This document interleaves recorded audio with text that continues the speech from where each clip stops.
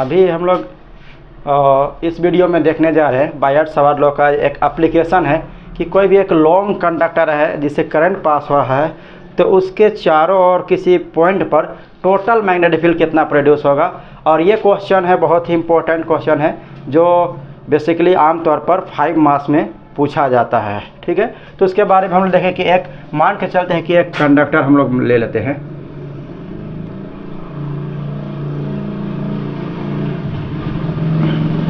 इसका नाम देते हम लोग XY।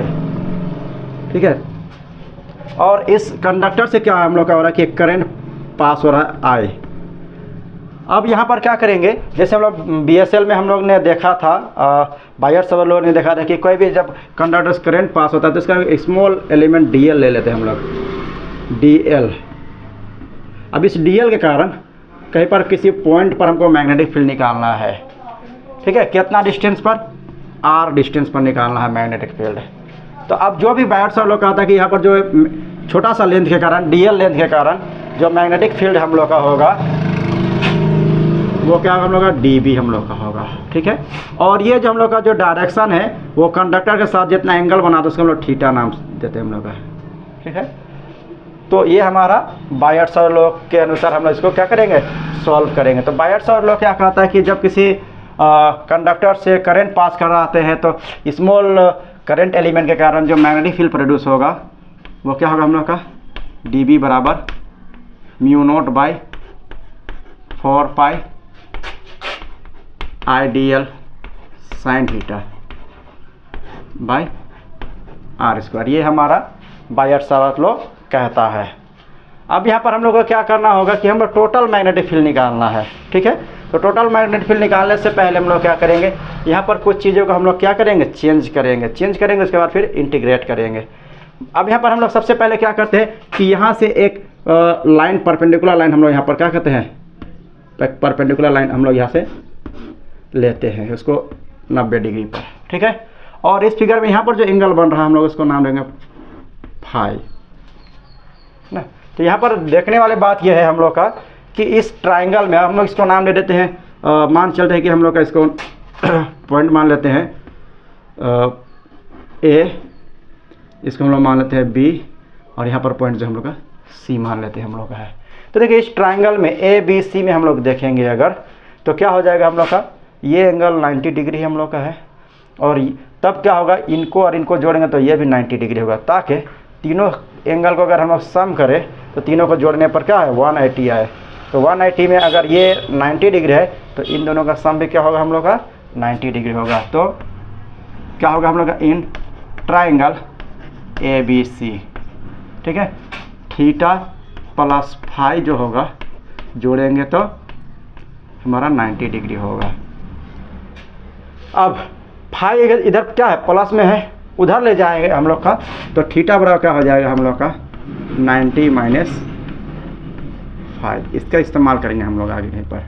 ठीक है, चलो इसको हम लोग पहले अभी देख लेते हैं। अब यहाँ पर थीटा हम लोग का है। ठीक है, तब साइन थीटा का वैल्यू क्या हो जाएगा, साइन थीटा बराबर क्या हो जाएगा, थीटा के जब हम लोग क्या रख सकते हैं, 90 माइनस 5, तो साइन 90 माइनस 5। हम लोगों ने 10 क्लास में देखा था कि कहीं पर भी sine 90 minus theta, sine 90 minus A, sine 90 minus ये रहा हम लोग का फाई रहेगा, तो उसके जब हम लोग क्या लिखते हैं जी, उसके जब हम लोग लिखते हैं क्या लिखे, कोस फाई। तो साइन थीटा का जब हम लोग क्या इस्तेमाल कर सकते हैं, साइन थीटा का जब हमें कोस फाई इस्तेमाल करेंगे, तो इसका हमको इस्तेमाल करना है आगे। ठीक है, उसके बाद क्या करेंगे कि यहाँ से A से B जो हम लोग का उसका लेंथ को अगर हम लोग मान लेते हैं L मान लेते हैं, क्या मान लेते हैं हम लोग का, L, और यहाँ से जो परपेंडिकुलर डिस्टेंस उसको हम लोग मान लेते हैं A, कि परपेंडिकुलर डिस्टेंस हम लोग क्या मान लेते हैं, A मान लेते हैं। यहाँ पर देखिएगा हम लोग का कि साइन थीटा का तो हमारा हो गया। अब देखेंगे कि R का वैल्यू निकालना है, R का हमको ये इस वैल्यू को चेंज करना है। ठीक है, तो R का वैल्यू हम लोग कैसे चेंज कर सकते हैं हम लोग, तो हम लोग जब कोस फाई का अगर हम लोग देखते हैं, कोस फाई, ठीक है, इस ट्राइंगल में देखते हैं हम लोग कोस का। तो कोस फाई बराबर क्या हो जाएगा हम लोग जी, जैसे फाई के सामने वाला को पी बोलते हैं, उसके बगल वाला को बी बोलते हैं, और सबसे बड़ा जो रहता है किसी ट्राइंगल में उसको एच बोलते हैं। तो कोस का फार्मूला क्या था, बी बाई एच। तो यहाँ पर बी कौन हम लोग का होगा, ये वाला साइड हम लोग का बी होगा, और एच कौन हम लोग का होगा, ये वाला साइड हम लोग का होगा एच। तो कोस फाई का वैल्यू क्या हो जाएगा, B by H. B by H, तो बी के हम लोग कौन सा है जी, साइड हम लोग का है ए, और एच का हम लोग कौन सा है हम लोग का है यहाँ पर आर। अगर इससे हम लोग आर का अगर वैल्यू निकाले, आर को अगर हम इधर ले आए हम लोग का, तो आर बराबर हम लोग इतना लिख सकते हैं, ए बाई कोस फाई। ठीक है, अब यहाँ पर क्या है कि कोस हम लोग का क्या है यहाँ पर बाई, कोस हम लोग का यहाँ पर क्या में है, बाई में है। तो अगर हम लोग इस कोस को अगर हम लोग ऊपर ले जाते, ये कोस का उल्टा हम लोग क्या हो जाएगा, सेक फाई हम लोग का हो जाएगा। क्या हो जाएगा हम लोग का, आर बराबर ए सेक फाई। अब इससे क्या होगा हम लोग का, अगर आर स्क्वायर करें, आर स्क्वायर बराबर स्क्वायर कर दे यहाँ पर, तो हमारा हो जाएगा ए स्क्वायर सेक स्क्वायर फाई। ठीक है, आर स्क्वायर, इसका भी हम लोग आगे क्या करेंगे, इस्तेमाल करेंगे। ठीक है, अब इसके बाद हम लोग क्या करते हैं यहाँ पर, इस क्या करते हैं हम लोग का, यहाँ पर इस ट्राइंगल में हम लोग का लेते हैं हम लोग का tan फाई लेते हैं। ठीक है, tan फाई, तो tan फाई मतलब फाई ले रहे हैं, सामने वाला p कहलाएगा, बगल वाला b कहलाएगा। tan का फॉर्मूला क्या होता है, p बाई बी। तो p हम लोग को कौन सा हम लोग का होगा, ये a से b, उसका लेंथ को क्या माने हम लोग का l, तो हम लोग का हो जाएगा l। तो ये हो गया p हम लोग का हो गया, और b होगा इस ट्राइंगल में ये। तो b के हम लोग कौन सा कितना वैल्यू लिए हम लोग यहाँ पर, a लेंगे हम लोग यहाँ पर। इसी अगर हम लोग l का वैल्यू निकाले, a को इधर tan की तरफ ले आए, तो l का जो हम लोग फाइनल वैल्यू निकलेगा वो क्या हो जाएगा हम लोग का, a tan फाई। अच्छा, एक चीज़ है कि जैसे हम लोग का अगर tan का अगर डिफ्रेंशिएट करेंगे, tan का अगर डिफ्रेंशिएट करेंगे हम लोग का, तो उसका वैल्यू हम लोग का होता है, ठीक है, उसका वैल्यू जो हम लोग का होगा सेक स्क्वायर हम लोग का हो जाएगा, सेक स्क्वायर फाई हम लोग का होगा। तो tan का जो डिफ्रेंशिएशन होता है वो क्या होता है, सेक स्क्वायर फाई। तो अगर हम लोग इधर इसको पार्शियल डिफ्रेंशिएशन बोलते हैं, अगर हम लोग इधर क्या l है, l का अगर हम लोग डिफ्रेंशिएशन करें तो क्या हम लोग का आएगा जी, हम लोग का हो जाएगा, तो ये dl है, उसमें हम लोग अगर डिफ्रेंशिएट फाई से हम लोग कर देते हैं, तो dl बाई फाई। इधर भी हम लोग डिफ्रेंशिएट करेंगे तो a है तो a, और यहाँ tan का डिफ्रेंशिएशन हम लोग क्या हो जाएगा, सेक स्क्वायर फाई। ठीक है, ये फाई जो हम लोग का डी फाई जो हम लोग को अगर उधर ले जाते हैं, तो हमारा डी एल बराबर क्या होगा हम लोग का, डी एल बराबर हम लोग का हो जाए a sec square phi d phi. तो हमारा इसका भी यहाँ पर क्या करना होगा, इस्तेमाल करना है हम लोग का है। अब वापस आते हैं हम लोग जो सबसे शुरू में हम लोग जो लिखे थे, मान चले हम लोग इसको अगर इक्वेशन 1 मान लेते हैं। ठीक है, तो इक्वेशन 1 में क्या करेंगे हम लोग, इसका वैल्यू रखेंगे, एक बार साइन थीटा के जगह क्या रखेंगे, कोस फाई, रखते जाते हैं हम लोग का है। इक्वेशन 1 बिकम्स, इक्वेशन 1 क्या हो जाएगा, इक्वेशन 1 हम लोग यहाँ पर रखते हैं, पर यहाँ पर जगह नहीं है इसलिए हम लोग यहाँ पर रखते हैं कि डी बी बराबर हम लोग का हो जाएगा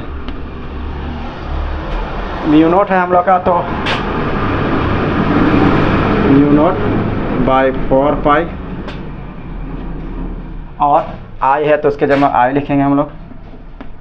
फिर हम लोग का है डी एल, तो डी एल का क्या वैल्यू निकला हम लोग का है, डी एल का value a sec square phi d phi हम लोग का है। फिर साइन थीटा, तो साइन थीटा का क्या वैल्यू हम लोग का है, कोस फाई, कोस फाई। नीचे में हम लोग का और क्या है, नीचे में हम लोग का है कि आर स्क्वायर, तो आर स्क्वायर का क्या वैल्यू निकला है, ए स्क्वायर सेक स्क्वायर फाई। देखिए यहाँ पर कुछ हमारा कटेगा, क्या कट, यहाँ पर क्या कटेगा, सेक स्क्वायर यहाँ नीचे भी है, सेक स्क्वायर ऊपर में भी हम लोग का है। यहाँ पर एक ए है, यहाँ पर 2 गो हम लोग का ए है नीचे में, तो नीचे एक ए बचेगा हम लोग का, तो डी बी बराबर क्या हो जाएगा हम लोग का, डी बी बराबर हम लोग का होगा, क्या हो जाएगा हम लोग का, म्यू नॉट बाई 4 पाई आई है हम लोग का ऊपर में, और क्या बचा हम लोग का कोस फाई, और ये हमारा यह जो डी फाई जो बचा था डी फाई, तो हम लोग लास्ट में लिख सकते डी फाई। नीचे में हमारा क्या बचा हम लोग का, नीचे में हमारा बचा ए, क्योंकि हमारा यहाँ पर ए स्क्वायर था और ऊपर में एक ए था, कटेगा तो हमारा क्या बचेगा, सिंगल ए बचेगा हम लोग का। ठीक है, अब क्या करेंगे हम लोग का, अगर टोटल मैग्नेटिक फील्ड चाहिए तो हम लोग क्या करेंगे, इसको इंटीग्रेट कर देंगे, इसको क्या करेंगे हम लोग का इंटीग्रेट कर देंगे। ठीक है,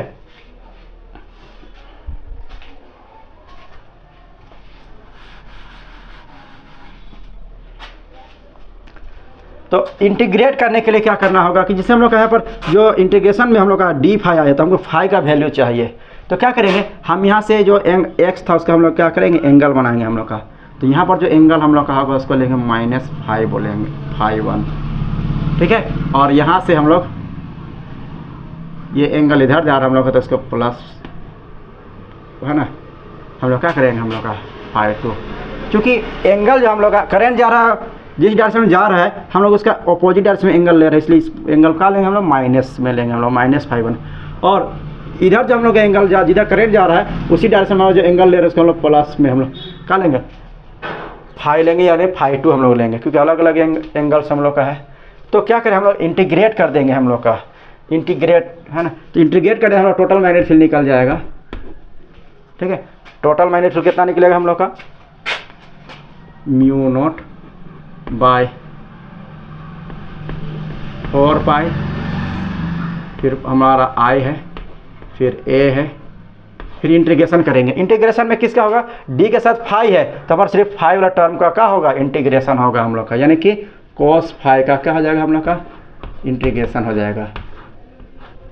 अब इसमें लिमिट भी लगाना है, लिमिट कहाँ से हम लोग शुरुआत हो रहा है, यहाँ से जब शुरुआत हो रहा है तो एंगल कितना बना हम लोग का -फाई 1, और कहाँ तक ये जा रहा है हम लोग का वाई तक, वहाँ पर एंगल क्या बना हम लोग का यहाँ पर फाई 2, तो हम लोग का -फाई 1 से प्लस में फाई 2 तक हम लोग का जा रहा है। ये एंगल्स हम लोग का है, यहाँ पर जो एंगल बन रहा है हम लोग का है इसके लिए बन रहा है -फाई 1, और इस पॉइंट जहाँ पर ख़त्म हो रहा है करंट उसके लिए हम लोग बन रहा है +फाई 2। सॉल्व करेंगे तो हमारा क्या आ जाएगा, b बराबर μ0 बाई 4 पाई, ऊपर में बचेगा आई, नीचे बचेगा हम लोग का a। कोस का अगर हम लोग इंटीग्रेशन करेंगे तो कोस का इंटीग्रेशन क्या होता है हम लोग का, कोस का इंटीग्रेशन होता है साइन, तो हम लोग का आ जाएगा साइन फाई। लिमिट कहाँ से कहाँ तक हम लोग का है, -फाई 1 से लेकर कहाँ तक -फाई 1 से लेकर +फाई 2 तक, तो फाई 1 से लेकर फाई 2 तक हमारा होगा। अब वैल्यूज रखेंगे हम लोग यहाँ पर,